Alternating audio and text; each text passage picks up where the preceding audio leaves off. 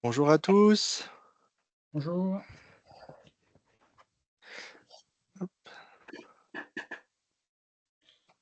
Hem, alors, on va attendre que les gens se connectent un petit peu. Tac, un petit fond d'écran pour faire patienter. Voilà.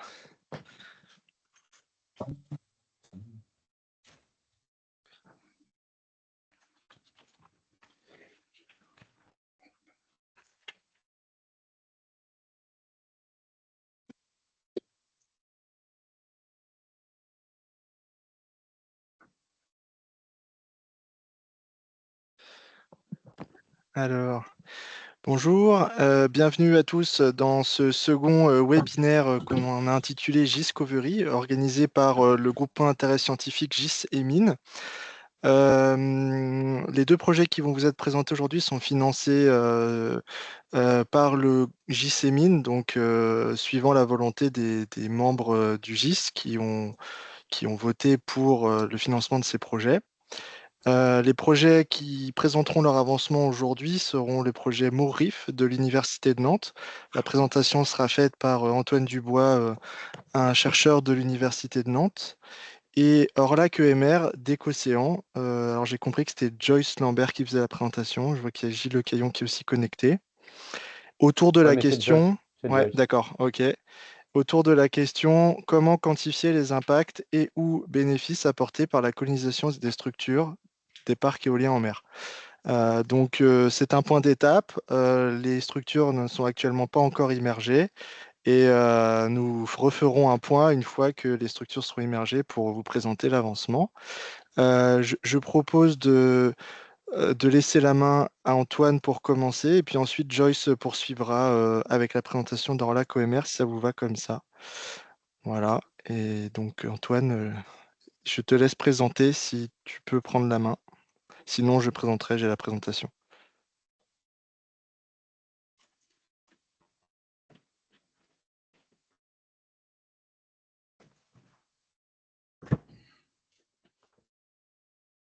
Voilà. Est-ce que ça fonctionne?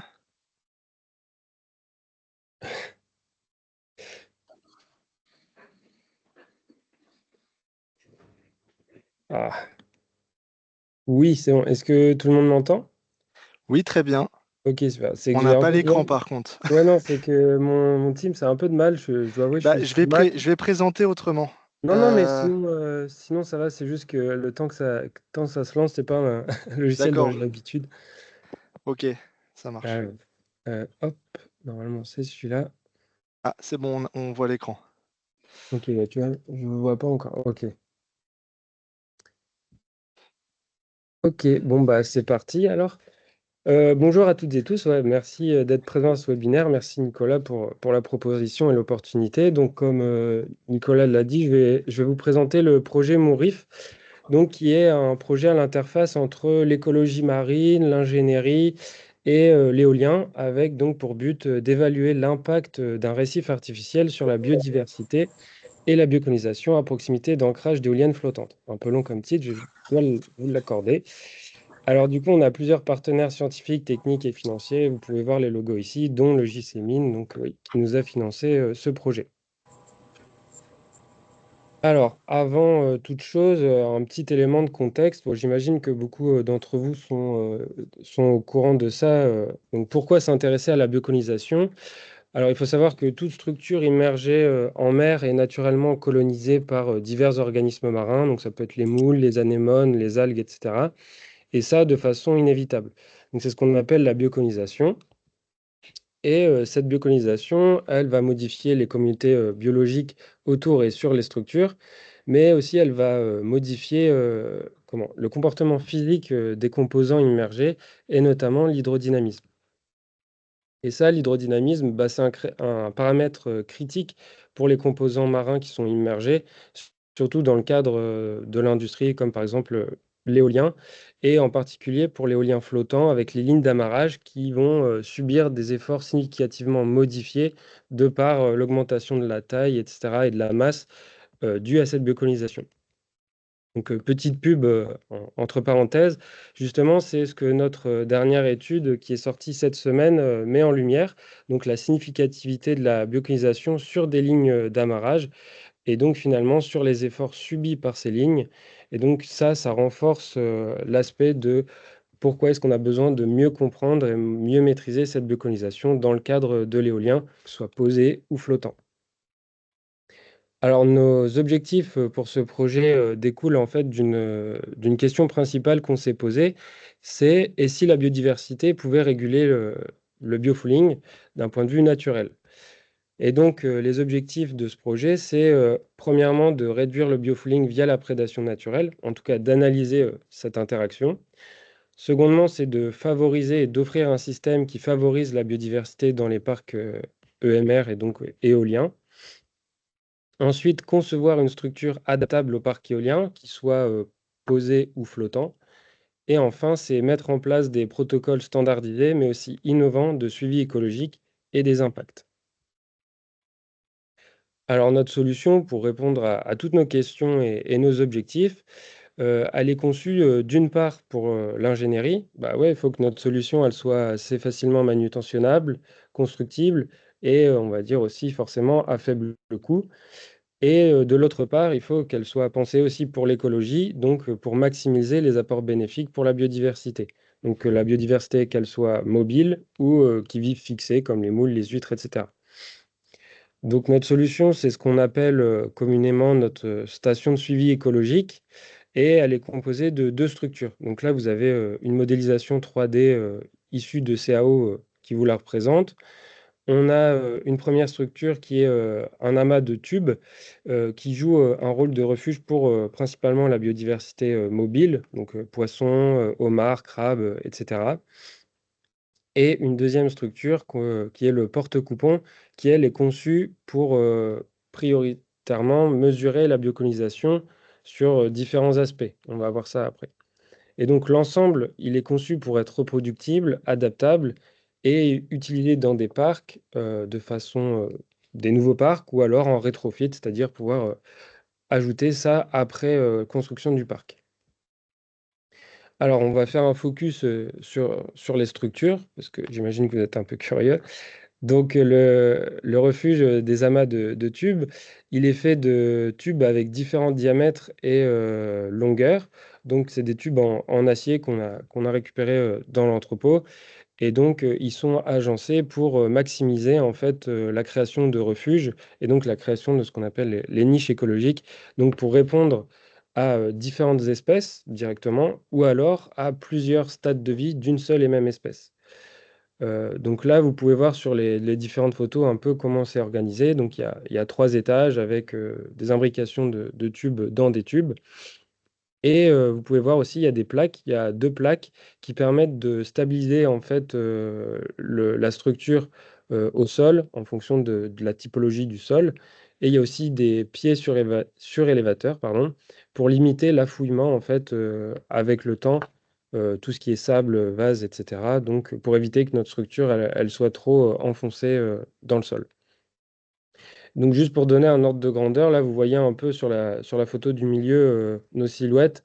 La structure pèse, à peu près, 2 tonnes en fait, donc c'est quand même assez costaud. Alors la deuxième structure de la station, c'est ce qu'on appelle nous dans nos équipes le porte-coupon ou parfois, le châssis pour aller plus vite et donc il a une forme un peu particulière, il est, octogonal et donc ça permet, de stabiliser la structure et aussi d'optimiser la fixation des échantillons. Alors aussi, la forme octogonale, elle n'est pas, choisie par hasard. Ça vient pas du tout, des combats, à main libre et cetera. Ça vient, surtout, des marins et de la Rose des vents où en fait, cette forme, elle va pouvoir, nous permettre d'analyser en fait la courantologie sur la biocolonisation et ses dynamiques. Donc par exemple, sur la Rose des vents, on a nord, est, ouest, sud et on a aussi les cardinaux, nord-est, sud-est, sud-ouest et nord-ouest. Voilà. Hem, donc qu'est-ce qu'on a sur ces coupons? Bah, on a, ce qu'on appelle sur ces porte-coupons, qu'est-ce qu'on a? On a des coupons. Donc vous pouvez voir à gauche, là, on a des sortes de plaques qui sont à l'horizontale et on peut voir aussi, à droite, une sorte de corde Et donc ça, c'est ce que je vais vous parler juste après. En fait, tous ces coupons sont représentatifs des composants qu'on peut retrouver dans l'industrie éolienne et les autres EMR. Et c'est ce que je vais vous expliquer tout de suite. Donc, on a tout d'abord des coupons rectangles, là, donc des plaques rectangulaires qui sont de taille assez standard, en fait, qui sont quasiment au format A4. Et on a choisi ce format parce que, en fait, il y a beaucoup de littérature, en fait, qui utilise ce format. Et donc, ça va nous permettre, nous, quand on fera des analyses dessus, d'avoir des points de comparaison avec d'autres études dans le monde ou en France, et ou en France plutôt, et de pouvoir en fait analyser des couvertures ou des quantités par surface. Donc ces coupons, on en a en plusieurs matières. On a en PVC, donc c'est les grilles qu'on peut voir. On en a en acier, protégé par des anodes. Et on a aussi mis du béton maritime, donc pour voir en fait l'effet du matériau sur la bioconisation et ses dynamiques. Et donc, ils sont tous un peu arrangés d'une façon spécifique pour aussi avoir le paramètre du niveau et de la profondeur sur ces coupons. Ensuite, on a les ancrages, donc les lignes d'amarrage. Et là, on a deux types. On a des lignes d'amarrage synthétiques, donc la grosse corde bleue que vous voyez, et aussi une chaîne en acier, donc qui elle n'est pas protégée par anode. Et en fait, on a choisi des diamètres spécifiques pour ces lignes d'amarrage. En fait, la ligne d'amarrage en nylon est similaire d'un point de vue effort et résistance à l'effort plutôt que la chaîne. Donc, elles n'ont pas des diamètres identiques, mais par contre, elles ont une résistance à l'effort identique ou similaire. Voilà pour ça. Et aussi, donc, comme je disais tout à l'heure, on avait les tubes qui faisaient à peu près 2 tonnes. Et ben là, ce porte-coupon, ce châssis, au total, fait un peu plus de 2 tonnes. Donc au total, on a quand même pas mal de masse. Et aussi, vous pouvez le voir, on a utilisé des poutres classiques HEA en fait pour faire l'armature du châssis qui sont toutes soudées ensemble. Alors maintenant, comment est-ce qu'on va suivre tout ça? Eh ben, en fait, on a élaboré une méthodologie vraiment à plusieurs facettes, où on utilise plusieurs méthodes pour suivre un peu tout ce qui va se passer dessus et dedans.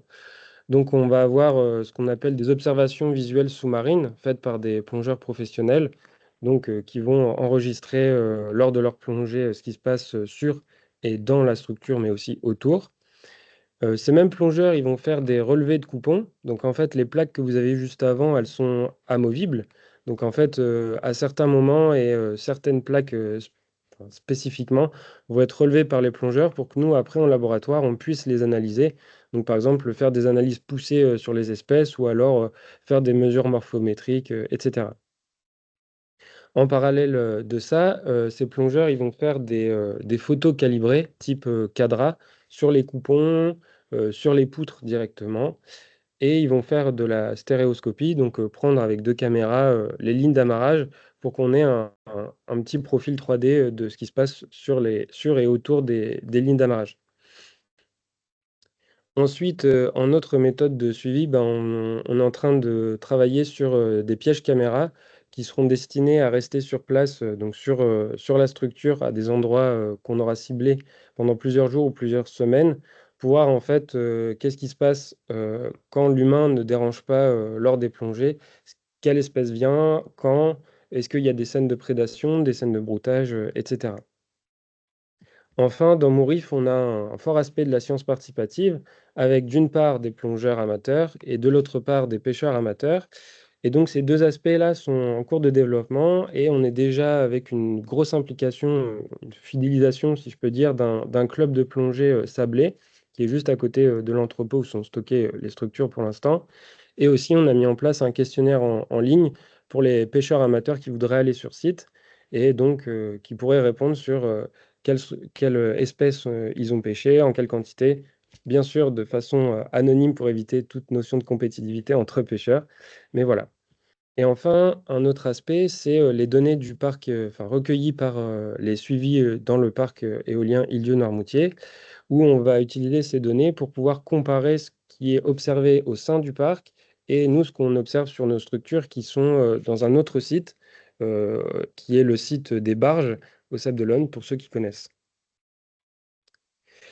Pour les étapes du projet, donc le projet Mourif a été réellement initié en 2022, mais c'est un peu la suite, c'est le petit frère d'un projet précédent pour lequel nous avions obtenu un accord d'occupation de territoire en 2021 pour, donc je viens de le dire, le site des barges au Sable d'Olonne. Et donc en 2022, on a conçu les stations de suivi. En 2023, on a conçu et testé les méthodes de suivi. Et en parallèle, on a sélectionné les coupons, tant en taille qu'en nombre, mais aussi en matériaux, le temps de les recueillir, etc.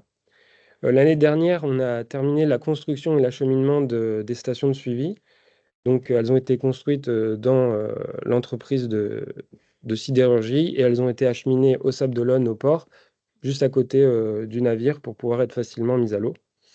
Et cette année, enfin plus particulièrement là sur ce début d'année, on est sur les préparations finales avec l'intégration de systèmes de suivi. Donc, comme j'ai dit tout à l'heure, les pièges caméra, mais aussi la pose des sondes multiparamètres qui vont nous permettre de suivre en fait des paramètres physico-chimiques de l'eau et de l'environnement. Et bien évidemment, on a eu des discussions avec tous les partenaires du projet. On continue sur le projet, donc pour être sûr que tout le monde soit raccord sur les choses à faire et les décisions à prendre. Alors, où on en est pour le moment? Eh ben, pour le moment, on est en stand-by. Parce que tout est prêt, les structures, le matériel, les partenaires et les équipes. Et en fait, il manque juste un créneau météo favorable pour l'immersion. Donc ça ne nous a pas empêché de tirer profit un peu de ce retard obligatoire pour améliorer les structures ou les méthodes, comme par exemple avec l'ajout des pièges caméra qu'on a fait assez récemment, etc. Alors, comment est-ce que va se passer l'immersion? Eh ben, en fait, on a décidé l'année dernière de faire en deux phases, avec une première phase qui sera l'immersion des tubes, donc des refuges en tubes, qui ça va nécessiter seulement une journée de mobilisation pour les deux refuges. Et la deuxième phase, ce sera l'immersion des porte-coupons, qui, elle, va nécessiter 2 journées de mobilisation consécutives. Donc c'est ça qui est un peu difficile à avoir et qu'on avait auparavant, c'était d'avoir un grand créneau météo de disponible pour tout le monde, sachant que les conditions doivent toutes être optimales, donc que ce soit la houle, le vent, la visibilité et le courant pour la sécurité, et la visibilité parce qu'on va avoir des scaphandriers qui seront sous l'eau qui permettront de bien positionner les châssis par rapport au courant. Alors, ça ne nous a pas empêché d'avancer pas mal sur les autres aspects, notamment la science participative et la diffusion au public. Donc, comme j'ai pu le dire, Maurice a une forte dimension de science participative. On a déjà fait deux présentations du projet dans deux écoles, dont l'une pendant une opération bol de riz, où l'association Aura, qui est partenaire, a été choisie en fait par les écoliers pour être bénéficiaire de leur opération bol de riz. Et donc, on a fait toute une après-midi une présentation du projet avec des jeux, etc. Et donc, l'école sera impliquée dans l'élection de photos enfin, pour un concours photographe par les plongeurs amateurs des clubs impliqués. Et donc, les clubs amateurs qui sont, eux, très impatients de pouvoir aller sur site, voir ce qui se passe autour et sur les structures. En parallèle, on a fait des événements, donc type congrès, séminaires, etc., nationaux, internationaux aussi, pour présenter le projet, les dimensions du projet. Donc, par exemple, récemment, il y a eu la fête de la science et comme ça doit parler à certains d'entre vous, on a eu aussi deux stands lors du Vendée Globe où on a pu présenter l'aspect biocolonisation avec un stand de l'IUML et on a eu un stand avec l'association Océan Récif Avenir où on a pu présenter à proprement parler le projet. Et on avait même pour l'occasion fait une petite maquette 3D immergée dans un aquarium pour montrer un peu aux gens concrètement à quoi ça pouvait ressembler. Alors le projet Morif, il est voué à apporter tout d'abord une meilleure compréhension des analyses, enfin des dynamiques des communautés benthiques en fait. Il est aussi voué à apporter des données concrètes qui seront utilisées pour améliorer les modèles hydrodynamiques et les modèles de fatigue des composés immergés.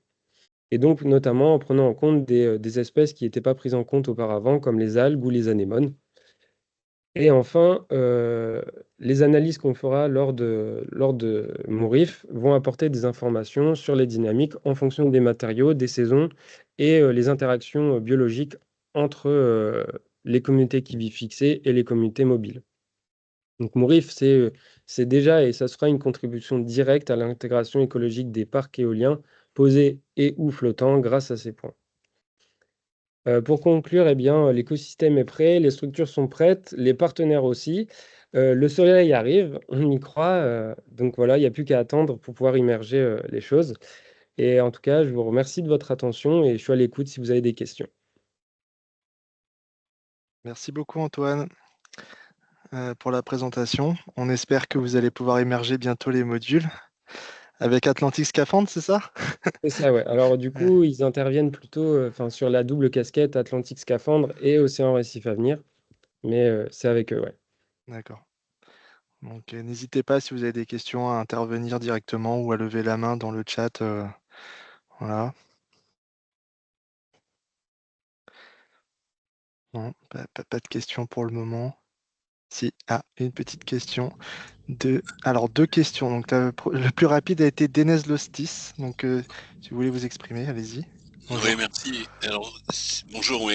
Si j'ai bien compris, le site d'expérimentation est très éloigné du site du parc éolien lui-même. Donc, comment facilement translater des résultats depuis ce site d'expérimentation sur ce qui peut se passer sur un parc éolien? Merci. Pas de problème, c'est une question assez pertinente. Donc oui, alors je ne l'avais pas intégré directement dans la présentation, c'était juste un petit oubli, mais j'ai rajouté vite fait une petite image cartographie maritime là, pour voir en fait où sont situées par rapport au Sable d'Olonne nos structures. Donc on a choisi ces deux sites, donc on a deux stations, donc quatre structures au total. Et en fait, les habitats, les milieux qu'on retrouve sur nos sites sont similaires et sont comparables à ceux qu'on retrouve dans le parc éolien. Et donc, comme les habitats sont comparables et qu'on a des matériaux aussi comparables, c'est là où on va pouvoir se permettre de faire des comparaisons en fait entre ce qui est observé dans le parc et ce qu'on a sur nos sites.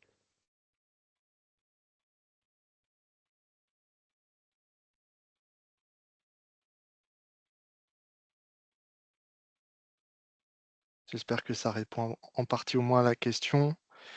Du coup, Grégoire Maillet, bonjour. Oui, bonjour. Je me posais une question relative à l'objectif principal que vous nous avez présenté de mémoire et si la biodiversité pouvait réguler le biofouling. Mhm. Par rapport aux méthodes que vous nous avez présentées, vous vous êtes pas beaucoup appesanti sur la méthode qu'il y a derrière justement pour atteindre cet objectif. On voit bien la méthode in situ avec enfin, je veux dire, les visites par les plongeurs, les Mhm. relevés de coupons, les choses comme ça. Mais concrètement, derrière, comment est-ce que d'une observation enfin, voilà, enfin, de la collecte de ces informations-là, comment est-ce que vous atteignez cet objectif de déterminer si la biodiversité peut réguler le biofouling? Alors, question très pertinente aussi et qui va de soi. En gros, on va avoir des relevés sur les espèces qui sont présentes. On a connaissance de la chaîne alimentaire, donc ce qu'on appelle le réseau trophique. Et donc, en fonction de la présence et ou absence de certaines espèces, on va pouvoir déterminer justement quelles sont les relations, les interactions qu'on a sur nos stations. Et donc, en déduire le réseau trophique sur ça. Couplé avec les méthodes d'échantillonnage, donc, c'est aussi pour ça qu'on rajoute les caméras pièges pour pouvoir cibler en fait des scènes de broutage, par exemple de dorade sur des moules ou sur d'autres espèces sur, par exemple, les algues, et avoir la preuve en fait matérielle qu'on a ce genre de phénomène. Et puis voilà. Du coup, je me permets de préciser ma question. Est-ce que par conséquent, l'objectif par la suite serait d'orienter la filière industrielle pour des choix de matériaux ou pour des choix de profondeur? Enfin, j'ai pas en tête tous les paramètres sur lesquels vous allez, enfin, tous les paramètres qui varient et sur lesquels vous allez Ouais. pouvoir travailler, mais est-ce que c'est l'intention derrière, c'est d'essayer de hiérarchiser ces éléments-là pour ensuite faire des préconisations aux industriels? C'est ça, en fait, on a vraiment différents aspects. Il y en a qui s'imbriquent, il y en a qui arrivent les uns après les autres. On va avoir l'aspect matériaux qui va jouer sur la cinétique de colonisation. En gros, quelles espèces vont arriver quand, à quel point elles vont grandir en taille et à quel point elles vont grandir vite. Et après, on va avoir comment l'aspect prédation. Donc, est-ce qu'on a une baisse significative en fait, ou est-ce qu'on arrive à contenir cette croissance avec de la prédation naturelle sur les matériaux? J'espère que ça répond un peu à votre question.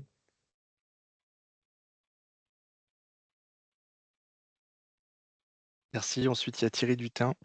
Bonjour. Oui, mais bonjour à tous. Donc, Thierry Dutal, je suis président du comité départemental donc, d'études et de sports sous-marins et je représente aussi le comité interrégional. Pour avoir longtemps plongé, effectivement, moi aussi au sable, et connaissant le site où est les éoliennes, je reviendrai un petit peu sur la première remarque qui a été faite. La proximité des barges et des petites barges, est-ce que cette proximité rocheuse et de zones qui couvrent et découvrent euh, permettra d'avoir un effet comparatif par rapport à des zones qui sont sur des zones de profondeur plus importantes, hein, parce que là, on est sur des zones qui vont être de la zone des 10 à 15 mètres. Le parc éolien est compris entre 20 et 30, 35 mètres. Donc, les fixations et les espèces ne vont pas être les mêmes. Et géographiquement, la proximité de ces zones rocheuses, est-ce qu'il n'y aurait pas une incidence, est-ce qu'il ne va pas y avoir une incidence sur les fixations?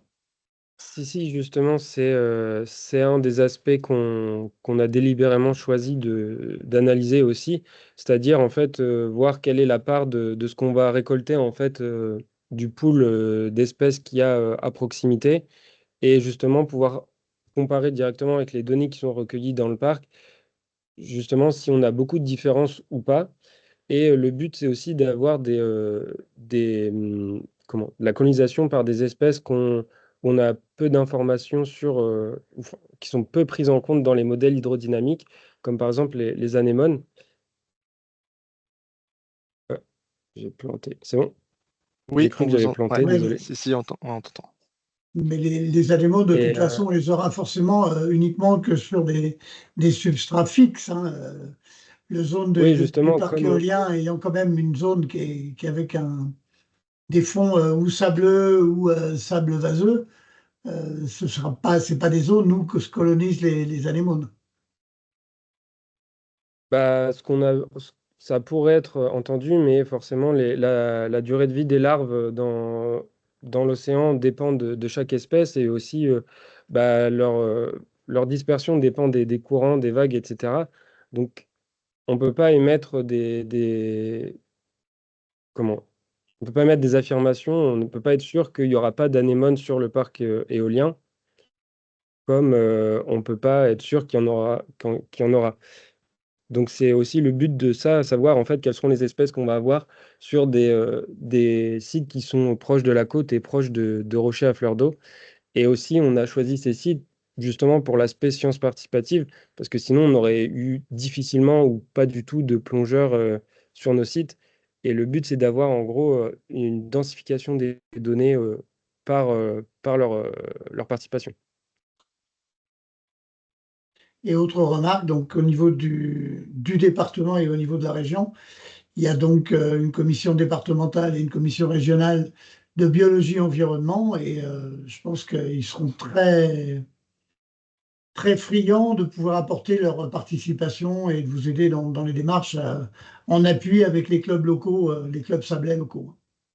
Ouais, bah, merci du conseil. On va regarder ça très prochainement. C'est vrai que c'est difficile de se projeter avec l'incertitude météo, mais c'est pour ça qu'on a démarré quand même l'implication d'un club, parce que personnellement, j'ai contact avec eux et donc j'ai plus facilement les mettre dans ce projet-là. Mais l'idée, c'est de contacter un maximum de clubs, forcément, parce que ça veut dire maximum de données possiblement recueillies. Donc par données, j'entends des photos, des vidéos que nous, après, on sanctuarise et qu'on bancarise et qu'on analyse après. Donc forcément, s'il y a un moyen de contacter plein de clubs et associations, je passerai par là. Je vais mettre sur le chat, je vais vous mettre le mail du CODEP. Comme ça, vous Ok, pourrez super. avoir les Merci informations. beaucoup. C'est vrai que c'est pas un contact que j'avais, donc merci. Merci pour ces précisions. J'en profite pour glisser que la profondeur du parc éolien se situe entre 19 mètres et 36 mètres de profondeur selon les zones. Sur le plateau des Bœufs, voilà, qui a un tombant un peu plus au large, à plus de 30 mètres. Du coup, la personne suivante, c'était Gilles Lecaillon d'Écocéan qui avait une question. Oui, merci. Donc Gilles Lecaillon d'Écocéan. Alors j'avais une question sur la profondeur, mais vous y avez répondu juste avant. Sachant quand même que 15 mètres, c'est pas 30 mètres, surtout sur ces territoires-là. Et que enfin, c'était pas pour ça, mais sur les anémones, elles vont se fixer sur les éoliennes. Et je pense que c'est la fixation sur les éoliennes et pas sur le sable qui va être regardée par rapport à un substrat dur que tu vas rajouter, qui sont les mourifs. Oui, c'est Non? ça. Voilà. Moi, ma question, c'était juste, peut-être je l'ai loupé en t'écoutant, Antoine, c'est combien d'années de suivi? Parce qu'en fait, la lutte contre disons que le fouling qui va se mettre sur les structures ou sur les éoliennes, donc si on veut faire un lien entre les deux, elle va mettre un certain temps à se faire. En fait, il y a une phase qui dure à peu près 4-5 ans, puis Ouais. après qui se stabilise. Donc, c'est sur combien de temps les suivis qui sont prévus? Je ne sais pas si tu l'as dit, je ne me rappelle plus. Non, je ne l'ai pas dit. Ben là, en fait, c'est qui peut le plus, peut le moins. En fait, nous, dans l'idée, on voudrait suivre ces structures le plus longtemps possible. Ok. Alors forcément, on est pris sur tout ce qui est autorisation, sur l'immersion, etc., le fait de les garder immergés. Mais si on peut les suivre 10, 20, 30 ans, bah forcément, c'est mieux parce que là, on a des données à très long terme. Et c'est un peu ce qui manque aussi. Ok, merci. Pascal. Oui, bonjour, je suis Pascal Nolot du service mer littoral de la DDTM, Direction départementale territoire de la mer de la Vendée. Simplement, l'autorisation a été accordée à la société Aura, donc Atlantis Scaphandre, Aura Océan Récif Avenir, donc c'est le responsable des structures. Donc, OK pour faire appel à différents types de clubs de plongée, mais ces plongées-là doivent être organisées, structurées et organisées par le responsable de la société Aura, Oui, pour c'est qu'il n'y ait pas de plongée intempestive, qu'il y ait une désorganisation, qu'il y ait des problèmes de sécurité maritime. Il faut que ça soit organisé par des structures agréées et non pas, que tout plongeur individuel puisse y aller de manière non structurée. C'est juste pour attirer l'attention. Effectivement, l'AOT dure jusqu'en août 2028. Donc, effectivement, il y aura lieu d'actualiser, de redéposer une demande ou de voir si on peut faire une demande à plus long terme sur la durée effective que vous souhaitez avoir pour les études. ouais. Merci. Merci pour ces précisions. Sur le premier point, on avait commencé à en parler justement avec l'association Aura, donc les représentants. Et pour le second point, c'est comme on n'a pas encore mis à l'eau concrètement les structures, on l'a juste en tête, mais on sait qu'on va devoir faire quelque chose sur ce point de vue-là administratif parce que c'est ce qui dépend enfin, le projet dépend de ça, donc forcément, on en est conscient. Merci.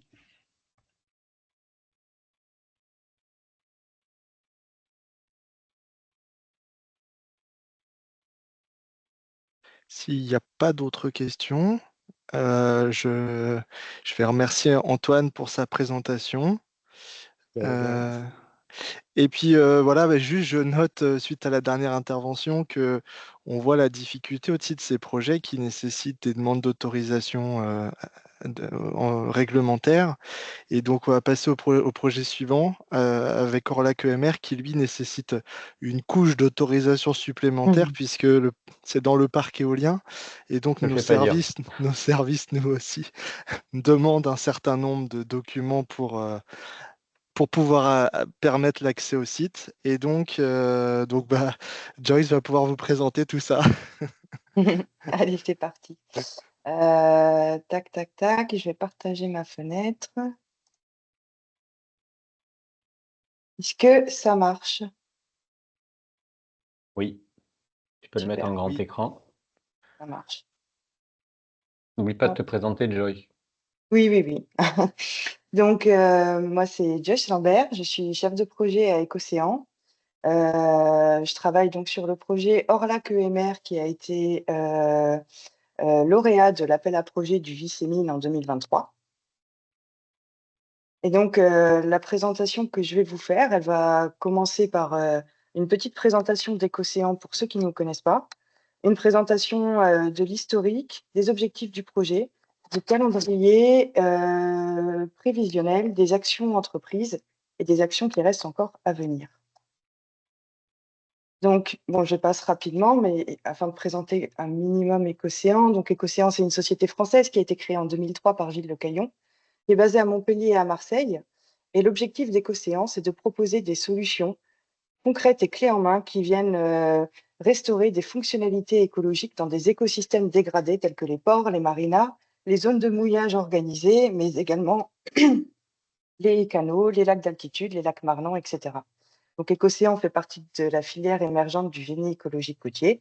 Et surtout, Écocéan ne travaille pas seul. Et c'est ce qui nous a aidés dans le cadre du projet Orlac EMR, car on travaille déjà beaucoup avec des partenaires institutionnels tels que les DREAL, la région, le département, l'Agence de l'eau Rhône-Méditerranée-Corse. On est membre de différents réseaux, Polmer Méditerranée, France Énergie Marine, l'UPGE. Et on est également entouré de nombreux partenaires scientifiques, comme des universités, celles de Perpignan, de la Côte d'Azur, d'Exeter, mais aussi l'OFB ou encore l'INRAE. Donc, pour passer rapidement sur nos solutions, donc nous, notre solution phare, c'est les bio-huttes. Donc, c'est des nurseries artificielles qui sont brevetées, qui sont constituées de cages et de cages en acier entourant un substrat de coquilles d'huîtres et qui viennent apporter abri et source de nourriture aux juvéniles de poissons. On a aussi une solution qui s'appelle la solution BioRestore. C'est une solution de repeuplement qui consiste à capturer au large des larves de poissons pour les élever les élever à terre et les relâcher dans les zones qui en ont besoin. On travaille également en eau douce depuis 2017 avec l'installation de plus de 1000 m² de radeaux végétalisés qui viennent apporter une diversification des habitats dans les milieux qui en ont besoin, tels que les lacs qui accueillent du panneau photovoltaïque flottant ou des lacs marnants. Écocéan accorde aussi une grande importance à tout ce qui consiste en sensibilisation et éducation du grand public, aussi des scolaires et des plus jeunes. Et enfin, la thématique sur laquelle porte le projet Orlac EMR, c'est l'innovation, qui est un des cœurs de métier d'Écocéan. On travaille énormément sur la thématique de l'offshore et des thématiques autres, telles que la transplantation de corail, transplantation de cymodocées et zoostères, mais ce n'est pas le sujet, car aujourd'hui, moi, je vais vous parler d'Orlac EMR, qui signifie Objectif de recyclage des laitiers d'aciérie de convertisseurs pour les énergies marines renouvelables. Oui, c'est tout un programme aussi. Donc, je vais vous présenter un petit peu donc, les laitiers d'aciérie de convertisseurs. Donc, les laitiers d'aciérie de convertisseurs, les lacs ou les laitiers tout simplement, qui sont au cœur du sujet d'Orlac, c'est des matières minérales artificielles qui sont générées en continu par le processus sidérurgique lors de la fabrication de l'acier. Donc, visuellement, ça ressemble en tout point à de la roche, un peu plus sombre, sauf que ces laitiers, ils ont des caractéristiques physiques qui sont extrêmement intéressantes. Tout d'abord, ils présentent une résistance mécanique très grande et une densité qui est 1,5 à 1,8 fois plus importante que celle du béton, ce qui est très intéressant pour le milieu marin, mais je vais y venir. Donc, la composition chimique des laitiers, elle est aussi intéressante. Elle est de manière générale très riche en oxyde de calcium, en oxyde de silicium, en oxyde de fer. Elle contient donc de la chaux libre qui présente un intérêt aussi pour le milieu marin parce qu'elle peut engendrer un phénomène de séquestration du CO2. Ce n'est pas le sujet de l'étude, ce sera le sujet d'une étude un peu plus tard, mais on l'a bien en tête que dans un contexte d'acidification des océans, c'est une caractéristique qui peut rapidement avoir son importance. Donc, les laitiers d'aciérie de convertisseurs, en France, ils sont considérés comme des déchets non dangereux inertes. Leur valorisation, actuellement, c'est principalement pour des matériaux alternatifs. En revanche, c'est un produit industriel qui est déjà largement valorisé aux Pays-Bas en milieu marin et qui est même sorti du statut de déchet en Belgique. En quelques chiffres, les laitiers d'acierie de convertisseurs, ils ont été produits en 2023 à hauteur de 850 000 tonnes, dont seulement 48% ont été valorisés, principalement dans les travaux publics, et 38% ont été stockés. Donc, le projet Orlac EMR, en fait, qui consiste à un projet qui a pour objectif de tester à quel point ces laitiers peuvent être valorisés pour le milieu marin, il s'inscrit dans une succession de projets qui ont commencé par le projet Deltamar en 2020. Pour expliquer un petit peu le contexte, en 2017, ArcelorMittal a contacté Ecocéan pour voir s'il était possible d'étudier ce matériau pour l'utiliser en milieu marin. Et ça, c'était exactement le sujet du projet Deltamar, qui était très bien, on a ces matériaux qui sont une ressource abondante, qui présentent des caractéristiques physiques et chimiques qui sont très pertinentes pour le milieu marin. Maintenant, avant toute chose, on va quand même vérifier qu'il n'y a aucun impact visible sur le milieu. Et ça, c'était le sujet du projet Deltamar. C'était vraiment le tout début de l'idée de valoriser les laitiers d'acierie de convertisseurs. À la suite de ça, arrive le projet Orlac EMR que je vous présente dans 5 minutes, puis le projet Ecoféol. Là, je vais faire un petit zoom sur le projet Deltamar, juste pour expliquer un petit peu ce qu'on a pu faire. Donc, c'est parti du constat que pour les constructions d'infrastructures maritimes en mer, que ce soit les digues, les enrochements, les protections anti-affouillement ou anti-érosion, on utilisait majoritairement des roches naturelles et du béton.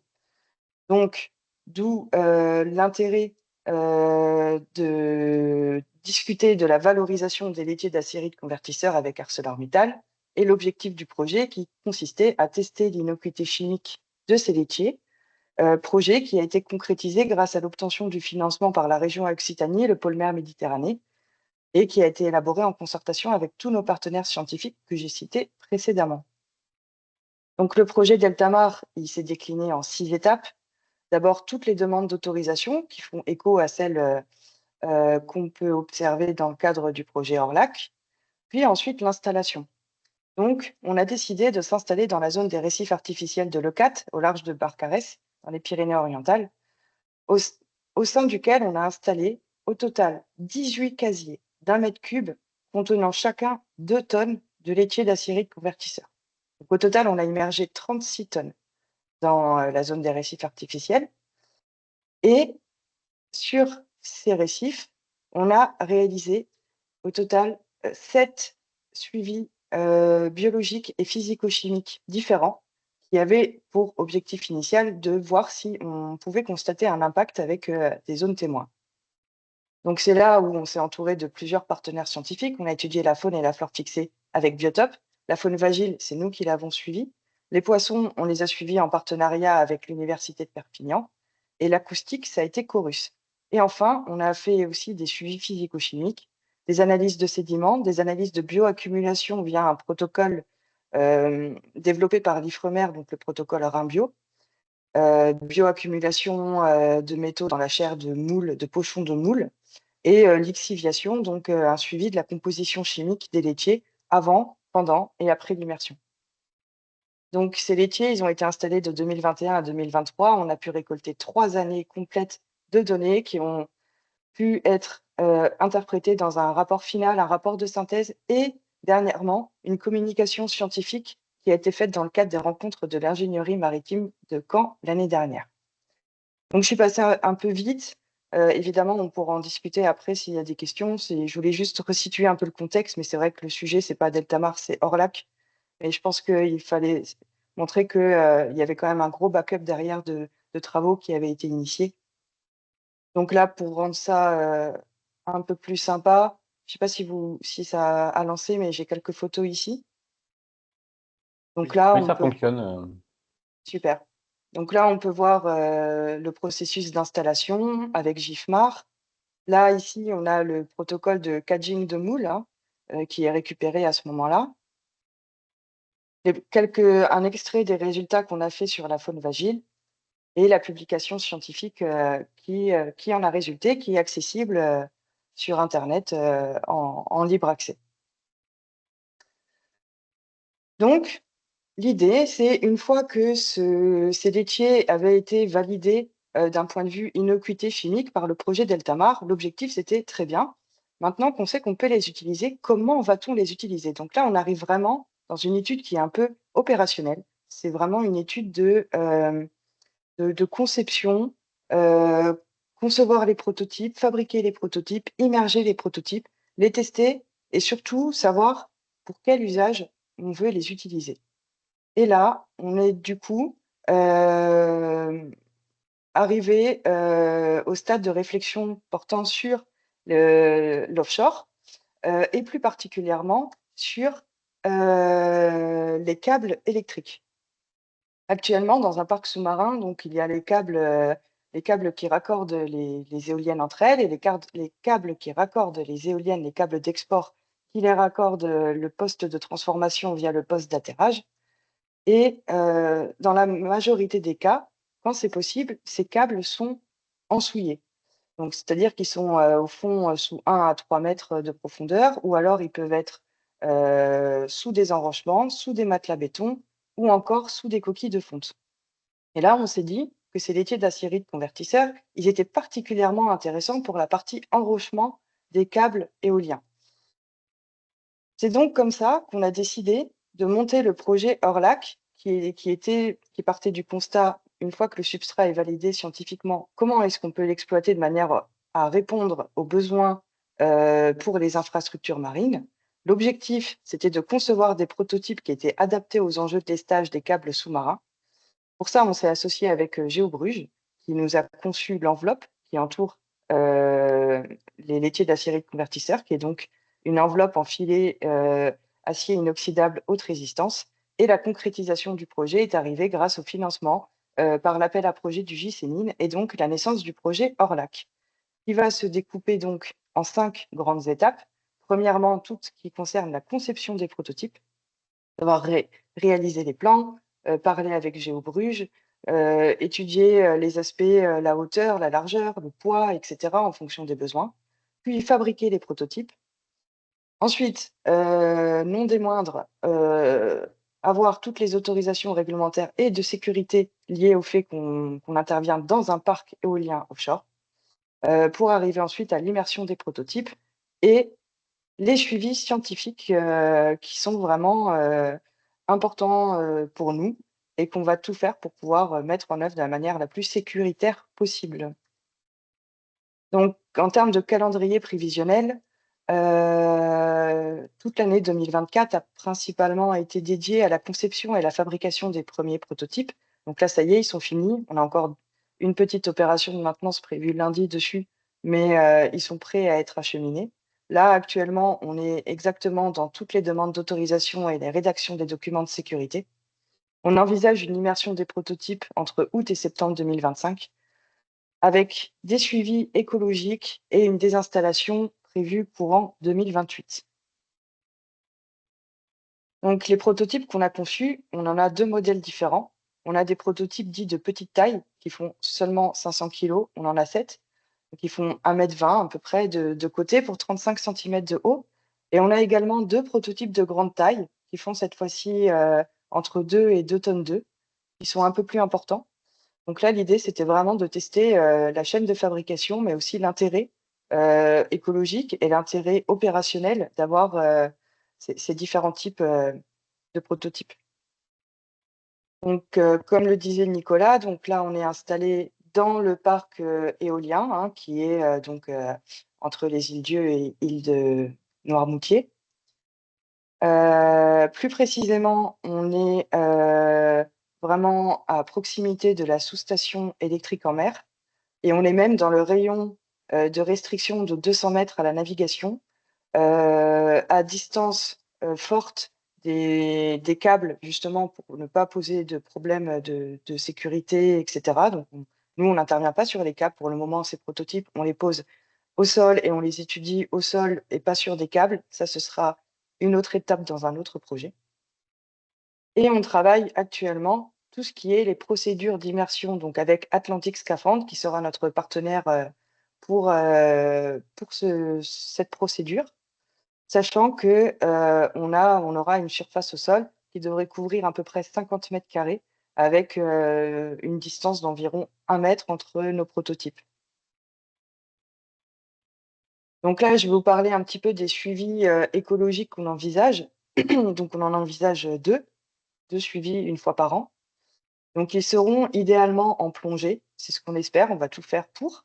On a une solution de repli qui consiste à un suivi par ROV. Après, nous, on préfère voir ce qui se passe de nos yeux. On préférerait les faire en plongée. Et là, l'idée, ce serait de faire des transects d'inventaire le long des modules en UVC, donc des inventaires sous-marins, en relevant les espèces, l'abondance et la taille. Tout ça agrémenté de photos, de rapports de synthèse, en prenant en compte les données qui seront récoltées au sein du parc éolien.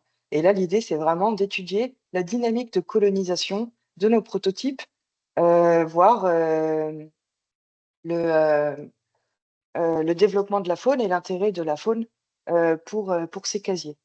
Sachant que je suis passée un petit peu vite sur la diapo précédente, mais actuellement, on est également en train de monter un projet sur la façade méditerranéenne qui s'appelle le projet Ecoféol.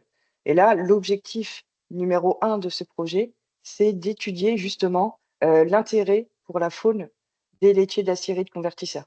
Donc, on pense avoir ici un premier jalon, des premiers résultats qui viennent compléter ce qu'on avait déjà pour Deltamar, des résultats supplémentaires. On prendra tout ça en compte, évidemment, dans le projet Ecoféol, qui est un projet à large échelle avec beaucoup d'inventaires, beaucoup de récoltes de données pour avoir des résultats très, très robustes pour vraiment appuyer de l'intérêt écologique de ces laitiers pour la faune marine. Donc là, j'ai un tout petit peu dépassé. J'en profite juste, je vous montre quelques petites photos de notre projet. Donc là, c'est des prototypes de petite taille et les prototypes de grande taille donc, qui ont été réalisés là ce début d'année. Et j'en ai fini. Merci beaucoup pour nous avoir permis de présenter déjà ces premiers résultats. Et puis, je vous remercie de votre attention aussi. Merci, Joyce. J'espère qu'il y aura également beaucoup de questions sur ce projet. Et donc, bon courage déjà pour tout ce qui est rédaction des documents de demande d'autorisation. Je sais qu'il y en a un paquet à faire. Je crois que c'est le moment. Première question de Dénès Lostis. Oui, est-ce que vous pourriez nous préciser les coûts comparatifs entre les laitiers et les autres matériaux qui sont envisagés pour recouvrir les câbles? Merci. Là, ça dépend complètement du type de recouvrement de câble. Là, si on parle vraiment de rock bag, on est sur des coûts. Ça, je pense que Gilles, il a un peu plus que moi cette notion de ce détail-là. Ouais, on s'est posé la question, mais on n'a pas encore la réponse dans la mesure où on est sur une phase de prototype. Donc nos prototypes, ils sont plus chers que les sacs qui existent aujourd'hui, ça c'est sûr. Mais si on s'arrête à cette question-là, on ne fait pas d'innovation. Donc l'idée, le matériau en lui-même, il ne coûtera pas plus cher que le caillou. Mais aujourd'hui, l'enveloppe dans laquelle on l'utilise est une enveloppe en acier et pas une enveloppe en plastique, donc elle est plus chère. Mais l'idée, c'est d'arriver à quelque chose de probablement un peu plus cher, mais pas 3 fois plus cher, sinon on ne le vendra jamais, mais qui a un effet et une circularité qui n'a rien à voir avec l'actuel, qui est des sacs en plastique. Donc, on sait à peu près le coût, on est un peu au-dessus, clairement, mais aujourd'hui, ce n'est pas un frein, parce que d'abord, on valide tout ce qu'on est en train de valider, et ensuite, on arrive sur la partie financière qui est d'optimiser les coûts pour arriver à un produit qui est vendable. En tout cas, on n'est pas si loin que ça, mais on est plus cher, évidemment.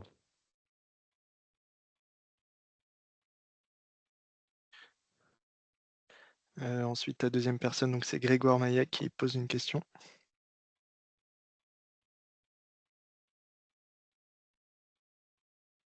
Pardon, je ne trouvais pas mon micro.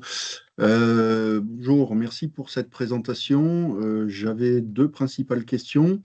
La première, c'est est-ce que vous pouvez me confirmer, parce que j'ai pas lu la publication à laquelle vous avez fait référence et je suis pas sûr d'avoir bien compris ce dont vous parliez au moment où vous en avez parlé. Est-ce que vous pouvez me confirmer que l'innocuité des lacs a bien été testée en milieu marin. Et Oui, le corollaire, c'est pourquoi est-ce que vous n'envisagez pas de suivi également physico-chimique de l'impact de l'immersion sur le site de Émine?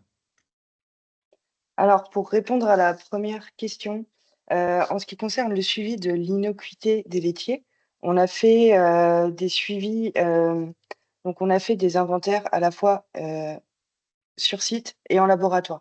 Donc les inventaires, les analyses qui ont été faites sur site, elles ont porté sur de la bioaccumulation dans de la chair de moule, où là, donc, on a immergé pendant 3 mois des cagings, des poches de 3 kilos de moules à proximité directe de nos laitiers d'acierie de convertisseurs et sur des sites témoins.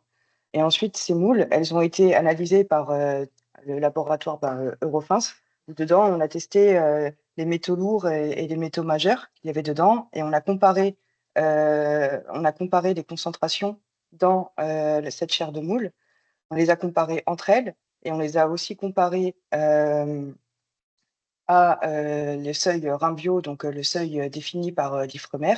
Et enfin, on les a aussi comparées avec des analyses statistiques type ANOSIM, PCA, SIMPER, où on a vraiment regardé si on voyait une différence entre les concentrations sur les sites témoins et sur les sites à proximité des laitiers. Ça, c'était vraiment la partie qu'on a étudiée in situ. Après, en laboratoire, on a fait des analyses par lixiviation. Donc là, par Mhm. lixiviation, on Qui n'avait a jamais fait été faite en milieu marin. on a fait 2 lixiviations, dont un protocole qui nous a été suggéré par l'Adréal, si je ne dis pas de bêtises. Ils nous ont proposé un protocole expérimental où, au lieu de l'éluant qui est utilisé d'habitude pour faire de la lixiviation, qui est de l'eau déminéralisée, on a utilisé de l'eau de mer. Donc ça, c'était vraiment, on a pris les laitiers à T0, 2 mois après l'installation, 1 an, 2 ans et 3 ans après l'installation. Et là, on a fait des analyses par lixiviation dessus, avec de l'eau, les LUA classiques et de l'eau de mer. Et on a comparé les résultats qu'on avait obtenus, on les a comparés entre eux déjà pour voir s'il y avait, une différence de composition chimique dans les laitiers avant, après, pendant l'immersion. On l'a aussi comparé aux seuils réglementaires, les seuils CETRA, qui sont les normes d'acceptabilité des matériaux alternatifs en milieu terrestre. On les a comparés aux normes d'acceptabilité pour les stockages, ISDI, là, j'ai un trou, stockage de déchets inertes. Et on a également comparé les résultats obtenus, donc les résultats de la lixiviation, qui sont quand même des résultats, on va dire, extrêmement concentrés, avec les seuils du règlement REACH européen sur l'enregistrement des substances chimiques à l'échelle européenne, où là, on a comparé nos résultats avec les seuils écotoxicologiques de référence pour le milieu marin. Donc ça, c'est ce qu'on a fait in situ, qui est vraiment la partie physico-chimique dure. Après, on a aussi comparé nos résultats biologiques pour voir si, par rapport à des sites témoins, on avait moins ou plus d'individus. Donc l'idée, c'était de voir qu'on en avait au moins autant, pour voir qu'il n'y avait pas d'impact. Les résultats du projet Deltamar ont montré qu'on en avait plus, donc ce qui nous fait penser qu'il y a un vrai intérêt du milieu marin pour la faune, et c'est ça qu'on va continuer à creuser dans le cadre des projets qu'on est en train de mettre en place pour la suite. Et après, en ce qui concerne les suivis dans le cadre du projet Orlac, c'est vrai qu'on n'en a pas prévu parce qu'on a fait 3 années complètes et totales de suivi en milieu marin. Et Et que ça coûte quand on a 500 000 présent... euros. Excuse-moi de te couper, ça nous a coûté 500 000 euros en Méditerranée, ça ne peut pas nous coûter 500 000 euros en Bretagne, sinon on ne va pas s'en sortir. Donc, en fait, on a fait tout ce qu'on a imaginé pouvoir être faisable sur la base de notre bonne foi, j'allais dire, et tous les gens à qui on en a parlé, dont les services de l'État, en Méditerranée, et dans la mesure où on est dans des milieux quasi similaires, vu qu'on n'a rien vu du tout, enfin, excusez-moi, mais l'eau de la Méditerranée et l'eau de l'Atlantique, à part un peu de salinité, on est quand même, s'il faut à chaque fois qu'on se déplace de 100 km faire 500 000 euros de thèse, c'est sûr qu'on n'aura pas l'information. En tout cas, Autre information importante, donc la réponse c'est ça, donc on l'a bien fait en eau de mer, on a même fait faire des suivis en lixiviation en eau de mer à des labos qui ne l'avaient jamais fait, qui ne voulaient pas le faire, parce qu'évidemment c'est pas trop dans leur truc.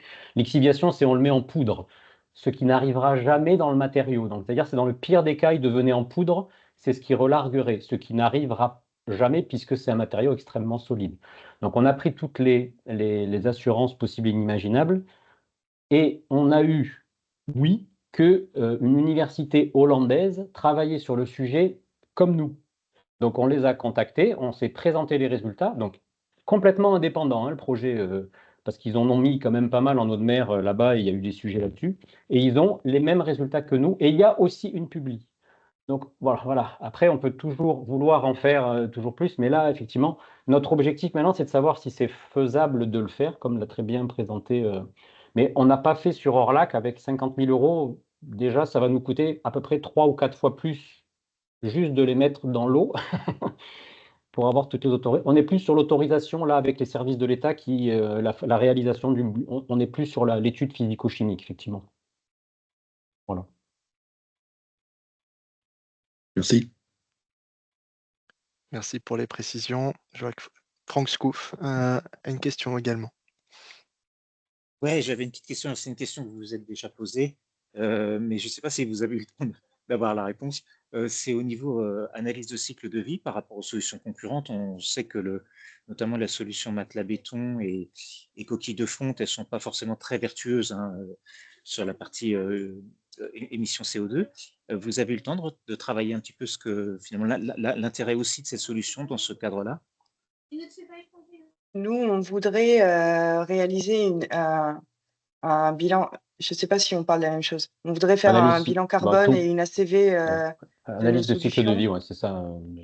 Ok, j'étais sur le cycle de vie des poissons, c'est pour ça que j'étais pas. Non. Bref, non, on voudrait faire un bilan carbone et une ACV dans le cadre de notre projet, le second projet qu'on est en train de monter sur la façade méditerranéenne. Donc, on est vraiment en discussion avec RTE, avec voilà, des gens qui maîtrisent très bien ces domaines-là. Et ça fait partie des choses qu'on aimerait mettre en place l'année prochaine.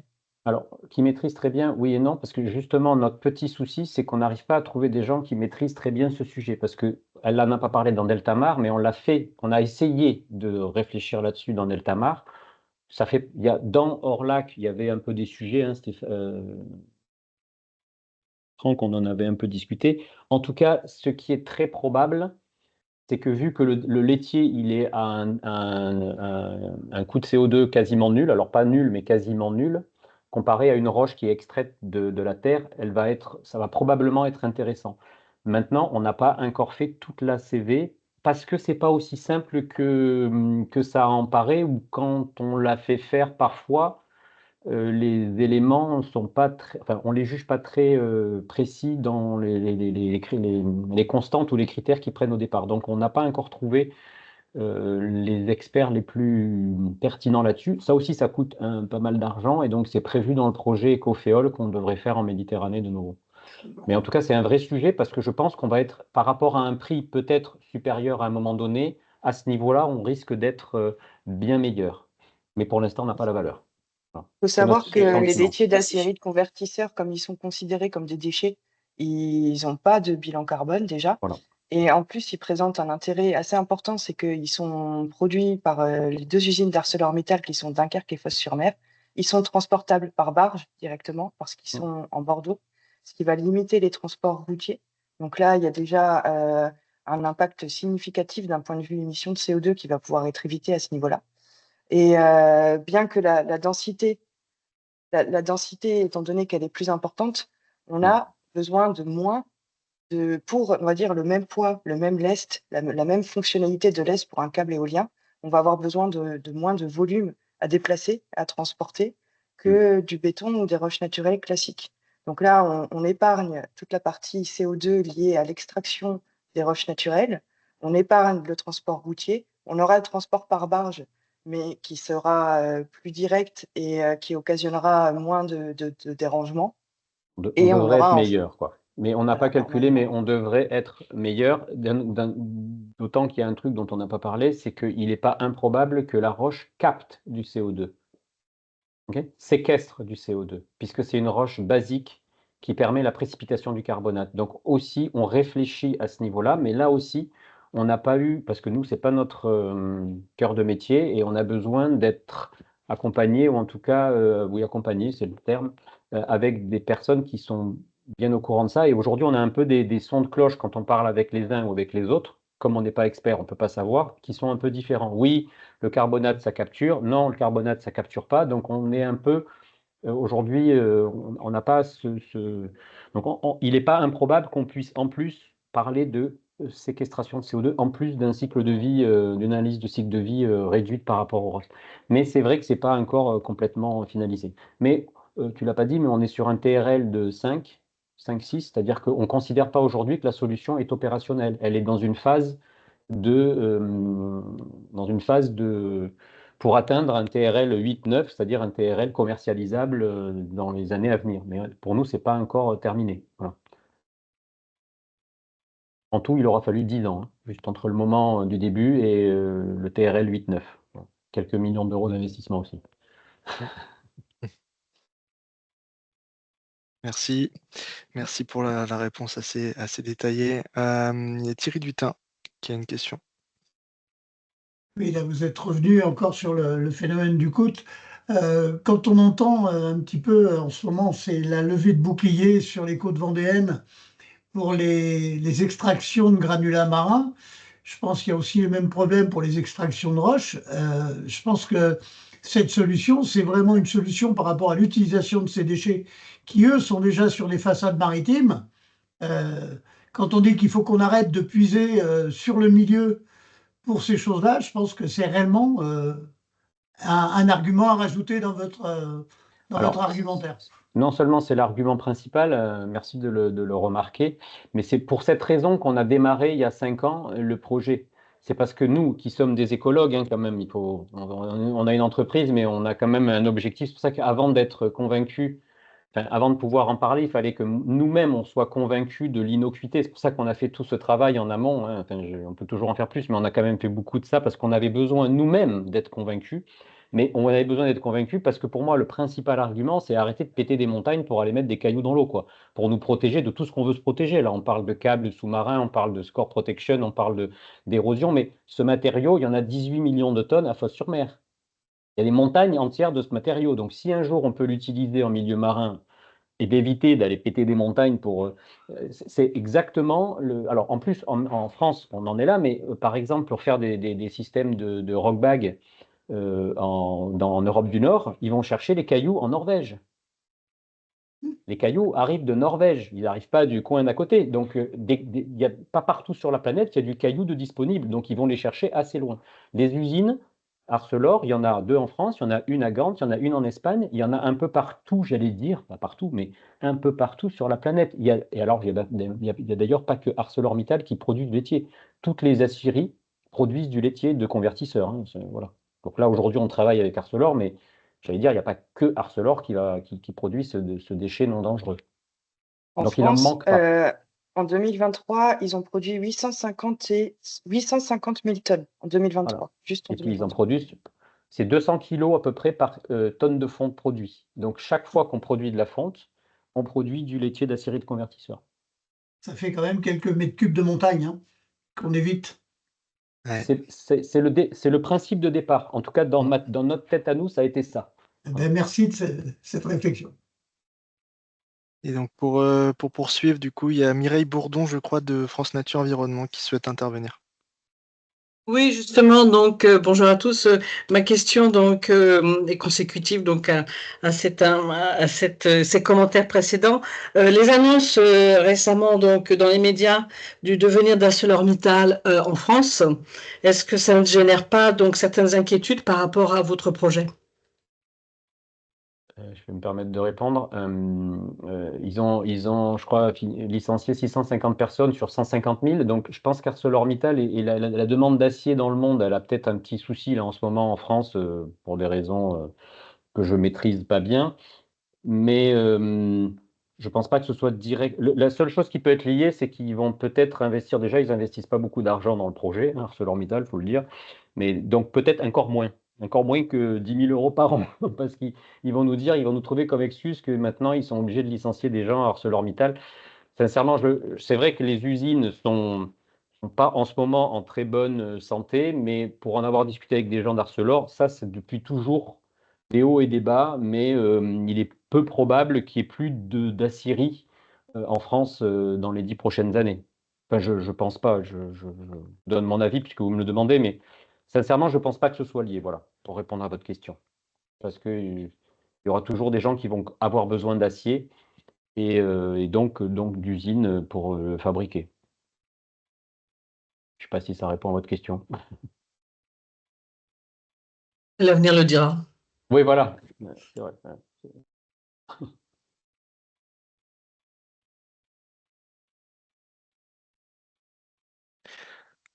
Bon, il y a eu pas mal de questions aussi. On a pas mal fait le tour de tout ce qui est écotoxicité, environnement concurrentiel. Je regarde s'il y a d'autres questions, mais apparemment non. Voilà. Je ne sais pas si Antoine, tu souhaitais réagir sur ce second projet, étant donné que c'est aussi un projet un peu. On peut dire qu'on se parle aussi beaucoup avec Ouais. Morif. Hein, Ah, déjà, non, d'accord. mais Ok. voilà, c'est-à-dire que depuis à la fois Morif, il devait être dans le parc à un moment donné. Bon, ils ne sont pas dans le parc pour les difficultés qu'il a évoquées, mais on se parle, on s'aide, j'allais dire, on se parle et on s'aide. Je ne peux pas dire autre chose que On ça. fait des Voilà, donc transferts de connaissances. voilà, on n'est pas complètement indépendants les uns des autres. Les problèmes qu'a Antoine, on les connaît. Ils nous ont d'ailleurs aidés, par exemple, dans notre AOT qu'on a écrit récemment. Je crois que c'est l'AOT, hein, Joyce, tu me rêves. Ben, Oui, ils c'est l'ont ça. Antoine relu. m'a relu. Franck et Antoine l'ont relu pour nous dire ah ben ouais, voilà, parce qu'ils ont eu affaire au même cadre, contexte, et donc voilà, on s'aide mutuellement. Et je trouve que ça aussi, c'est j'allais dire, un bénéfice du projet, quoi. Et du coup, c'est vrai que je connaissais un peu le projet parce qu'on s'était rencontrés, on en avait discuté un peu, mais du coup, j'avais pas de questions de rebondissement parce que j'ai même appris des choses en plus de ce qu'on avait discuté. Donc, au final, ouais, c'était plus intéressant que évoqueur de questions, en fait. Très bien. Très bien. Bah, en espérant du coup que les modules soient vite à l'eau, que ce soit pour Morif ou pour Orlaco-MR. On a hâte de voir ça, de voir des belles images Normalement, sous l'eau. 2025 quand même. Hein. Voilà, normalement. Là. On fait tout pour. Hein. J'ai mis toute mon énergie dedans. Oui, parce que tu n'as pas beaucoup parlé du temps que tu as passé à écrire les procédures, toutes les procédures de AOT. C'est pas que l'AOT, hein, il y en a beaucoup d'autres. C'est pas l'AOT qui m'a pris plus de temps. Non, et aussi par rapport à tout ça, mais ça fait partie de notre expertise, enfin de notre expérience, pardon, sur ce projet-là, c'est comment on parle de tout ça au QHSE. Le QHSE, c'est le responsable de qualité et environnement de ces grosses structures que sont Oceanwind et qui gèrent ces parcs. Parce que la personne, enfin, c'est pas Nicolas Peignet qui, lui, est intéressé par tout ce qui est environnement. Le mec, il s'en fout de l'environnement. Enfin, il est en train de faire son projet. QHSE, je veux pas. Donc, je veux pas de plongeur, je veux pas de ci, je veux. Donc, de se confronter à ça est pour nous un des livrables principaux de ce projet-là. C'est-à-dire que là, on se met dans une vraie situation où, ben oui, donc pour 6 sacs ou pour 10 sacs, ce n'est pas le nombre de sacs qui nous importe, c'est de se confronter à des gens qui, soit n'ont pas envie qu'on soit là parce qu'ils ont peur du risque, soit. Donc, c'est ça le gros du projet, en tout cas. Voilà, donc, Non, on répond, j'allais dire, à nos attentes, en tout cas, nous. C'est bien de revenir là-dessus parce que c'est un vrai jalon, un projet, effectivement. Voilà, c'est ça. Juste pour ajouter par rapport donc, aux instructions, effectivement, il y a l'occupation du domaine public maritime, il y a aussi la sécurité maritime, à la fois en phase construction avec une coactivité du projet qui va se mettre en place en août avec des opérations en cours, mais également sur la phase d'exploitation où effectivement il y a des activités qui sont à proximité dont la responsabilité vient du préfet maritime. Voilà, donc c'est pour ça aussi que l'État, en tout cas, est vigilant sur les autorisations et les bonnes prescriptions à émettre en bonne coordination avec vous, mais aussi avec les acteurs et usagers du territoire. Voilà. Non, mais c'est pour ça qu'on fait le projet, c'est pour avoir le maximum, j'allais dire, de toutes les Oui. contraintes possibles et on n'essaye pas d'y échapper. Oui. Voilà. On essaye juste de bien les comprendre et justement, vu que les enjeux sont pas, on n'est pas en train de protéger les câbles du parc Emine, on est en train d'essayer de se mettre dans un endroit où il y a voilà, exprès là, parce que c'est exprès là. Si on était en dehors du parc, on aurait eu l'autorisation, enfin, on l'a fait quoi. Maintenant, c'est vraiment ce sujet-là qui on est nous. plutôt facilitateur et Ah, je trouve que exactement. est intéressant parce que par exemple pour les câbles RTE qui relient le parc éolien en mer, effectivement il y a eu beaucoup d'enrochements de mis en place pour protéger le câble, des kilomètres. Donc effectivement une solution comme celle-ci, et également à la place des sacs de lestage sur les coques des câbles interéoliennes, ça peut être intéressant. Si ça peut amener de la biodiversité en plus, je trouve ça intéressant. Surtout que la hauteur est de 35 voire 50 cm. Donc là, on est actuellement sur les câbles interéoliennes à 60 cm. Par rapport aux activités d'art dormant, en tout cas, ça ne pose pas de difficulté. Donc voilà, c'est quelque chose qui est adapté en tout cas aux usages existants aux arts dormants pour la pêche professionnelle. Merci. Alors, on parle beaucoup avec les câbliers, on parle beaucoup avec RTE et tout ça aussi, enfin avec les Ocean Wind. C'est un peu l'objet du projet pour nous, c'est ça, quoi. Voilà. C'est pour ça pour revenir à Monsieur Maillet, on n'a pas fait toutes les autres parties puisque c'était vraiment pas là l'objet du projet parce que c'est déjà pas mal et que le budget était un peu plus limité sur ce projet hors lac. Là. Voilà. C'est important de le dire. Eh bien, merci en tout cas. Ouais, merci en tout cas pour tous ces échanges très intéressants, j'ai trouvé très instructifs. Je voulais juste préciser qu'il y aura donc un prochain Giscovery, donc le Giscovery 3, pour présenter les autres projets qui sont pas encore passés sur le grill, sans doute fin mai ou début juin, étant donné qu'il y a pas mal de ponts en mai. On vous informera de la date. Puis je vais laisser la parole pour clôturer à Franck Scoof, qui est présent, qui est aussi président du conseil scientifique du JCMIN. Donc, je vais lui laisser la parole et puis je vous remercie en tout cas pour votre participation. Merci à toi, Nico. Ouais, merci. Merci. Ouais, donc très rapidement, ma caméra ne s'allume pas, donc m'en veuillez pas. Je ne vais pas avoir la prétention de conclure, mais tout aura été dit. Il faut s'entraider autant que possible, il faut respecter la sécurité, l'environnement, n'en parlons pas. Et les projets en mer nécessitent aussi une bonne météo. Donc voilà, on a quand même beaucoup d'enjeux quand on met en place ces projets. Je trouve qu'ils se répondaient bien l'un et l'autre.